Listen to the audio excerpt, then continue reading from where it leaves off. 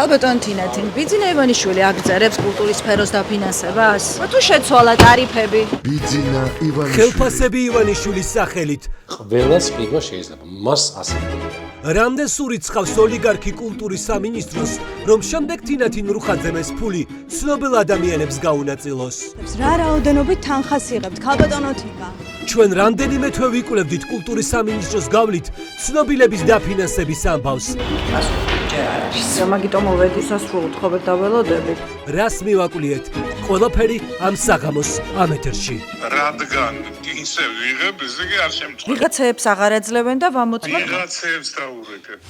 კულტურის სამინისტროს ბიუჯეტი 319 მილიონია. ამ ფულს ხარჯავენ რაშიც უნდათ, თუმცა ცნობილების ხელფასებს მაინც ივანიშვილის სახელით იხდიან. ყიდულობს თუ არა ამით ოლიგარქი ხალხის დუმილს. ჩვენ არ გვეხება, ჩვენ ვერ ვხედავთ, ბრმები ვართ, ყოები და რაღაცას მიიხდიან. სად გაქრა ის ხალხი, ვინც ვიდრე ივანიშვილი ძალაუფლებას მიიღებდა, ყველაფრის პროტესტის სათავეში იდგა. ეს ხო არ არის თქვენი დუმილის მიზეზი, რომ არაფერზე არ რეაგირებ?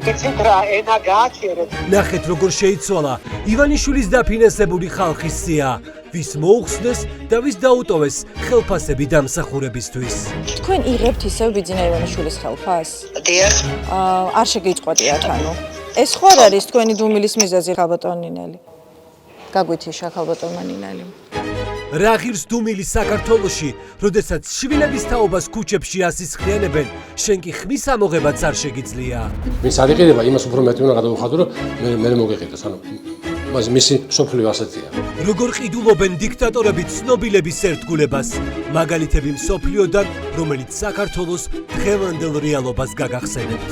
არიყვეს გულწრფელი ქალმოქმედება მთავარი რომ შეინარჩუნოს ძალაუფლება და ბრძანებელი იყოს ეს მეცხადია. ამ კაცმა ამდენი ფული არ გიკითხავთ საიდან მოიტანა? სამშენებლო ბიზნესი და ციხეში მყოფი თავდაცვის ექს-მინისტრი, საიდან მოვიდა მილიონები წელების შესაძენად? ანუ ამ სამშენებლო ბიზნესის უკან რეალურად თავდაცვის. ანუ მაშინ რას ერთი წუთი, მაშინ რას მიკეთებს გამოძიება? $1,600,000 სამშენებლო ბიზნესის წილის შესაძენად და კიდევ ზევიდან ვალდებულება, რომ 23 სართულიანი კორპუსის ასაშენებელ ფულს მიიტანდა. კომპეტენტური პირები სად არიან? გითხარით, ეს ანჩუქს ვარ გაკითხავთ, მადლობა უნდა თქვა. ჩვენ დავსვით კითხვა, თეთრდებოდა თუ არა სამშენებლო ბიზნესით ჯარიდან მოპარული ფული. დაკეცეს და რადგან მოპარული ფული თან არავის კითხვა რა თქვენს გარდა. დღეს ნახეთ ქვაბული რომ ჩამოეშალა, ვისი ინტერესები დგას ამ კორპუსის მშენებლობის მიღმა. შენ ბურჭულაძის ცოლის ძმა როგორ იპოვეთ რომ წილი მიგეყიდათ ბატონო გიორგი? დიდი მადლობა დაგემშვიდობთ. ეგეც არიცით როგორ შემოვიდა წილში ამ ხელა კორპუსის მშენებლობაში? დღეს გიყვებით როგორ აღმოჩნდა ამ ტერიტორიის განკარგავი ჯუანშერ ბურჭულაძის ოჯახი. კიდევ რამოდენიმე ჩამოშლა იყო. წუხელ კიდევ ჩამოიშალა. ასაკურველია. რასაც ხედავთ, წესით ეგეც გადავარდება. კალაძე ამბობს, რომ ამ გარიგებაში არ ჩარეულა. ჯუანშერ ბურჭულაძის ცოლის ძმას ეკუთვნის კომპანია როგორც გავიგე.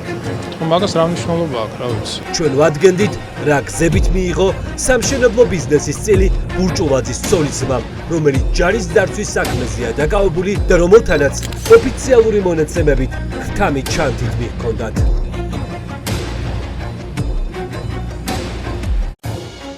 ამ ხელამთა მოჭერით. საწაიღეთ ეს ქვაღურღი. აჭარაში კობახიძის ბრძანებით მთებს ჭრიან. და აი სახლს რო გზარები გაუჩნდა, ჩააყენეთ ვინმე საქმის კურსში?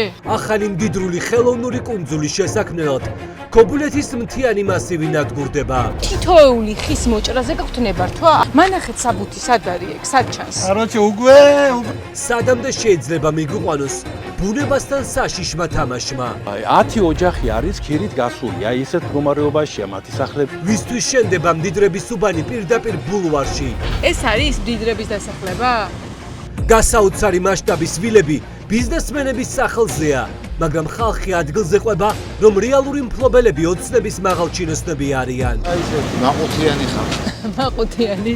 ნახეთ სამშენებლო კომპანიებმა მოგება რომ ნახონ, როგორ ნადგურდება ის სილამაზე, რაც ბუნებამ აჭარას მისცა. ბაღი იყო ამ ადგილას? და ხო კორპუსი. ზღვიდან მთებზე შეფენილი სახლების ხედი აღარ არსებობს. არა და ევროპის კურორტები სწორედ ასეთი ხედებით იზიდავენ მილიონობით ტურისტს. ლას ვეგანა გახდეს ბონიო ბათუმი. სიო დღეს 8 საათზე სპეციალური რეპორტაჟი აჭარიდან. მეტევზე კაცო და მე მიჩნიან აქ დიდარი ბიზნესმენების კიდევ უფრო გამდიდრება შეწირული შავი ზღვის მარგალიტის ულამაზესი სანაპირო. ყველაზე დიდი სახლი ესე და ასეთები აგე ზრასი ამანდე ფუდებს ახსენებდნენო, მილანში წასვლას ახსენებდნენო. ქართველი ემიგრანტი, რომელმაც იტალიის ლატარიაში 2 მილიონი ევრო მოიგო, ამტკიცებს, რომ ფულს ტერორის გზით ართმევენ. მითხრეს, რომ 30,000 ადო, ასაც მითხრეს, რომ საბერძნეთში ადამიანი მოკლესო და მაგ ხელაქონების გამო რას არ გიზამენ. იტალიის ლატარიის კომპანიამ გამარჯვებულად ლელა ჩოქური დაასახელა. 2 მილიონით საბანკო ანგარიშზე ჩაურიცხა. ქართულმა სასამართლომ კი იტალიის ლატარიის გამარჯვებული შეცვალა. ასეთი რამ დარწმუნებით ვამბობ, არ ყოფილა ჯერ კაცობრიობის ისტორიაში. ვინ არის გავლენიანი მფარველი, ვის სახელსაც ემიგრანტი ქალი ასახელებს? კონკრეტული გავლენიანი პირები უშლიან ხელს. ბატონი არჩილის გავლენებია. ემიგრანტის მძიმე ცხოვრების შემდეგ ლატარიაში მოგებული ფულით, როდესაც ეგონა ქალს, რომ განსაცდელი დაამარცხა, როგორ დაუდგა მთელი ცხოვრება თავდაყირა. ქალბატონი ჩოქური ამბობს, რომ კრიმინალური სამყარო ჩართული 2 მილიონის დაბრუნების საკითხში ამბობს, რომ თქვენია მტკიცებულებები გააყენებთ. ემიგრანტს, რომელმაც ლატარიის შესაძენად ფული მეგობარს გაატანა, ახლა წლები ჯოჯოხეთად უგწიეს. თქვენ შეიძინეთ ეს ბილეთი? კი მე შევიცი ვისი ფულით? არიან მოწმეები, არის საბუთები, არის საბანკო ჩარიცხვა, რომ ლატარიის კომპანია მოგება ლელა ჩოქურს დაუდასტურა. მომიტანეო 50 ევრო მისცა, 10 ევროანი ბილეთები იყო ესენი. ნახეთ, რას ატრიალებენ ქართველი მოსამართლეები და როგორ ტოვებენ ერთ ემიგრანტს ნულზე.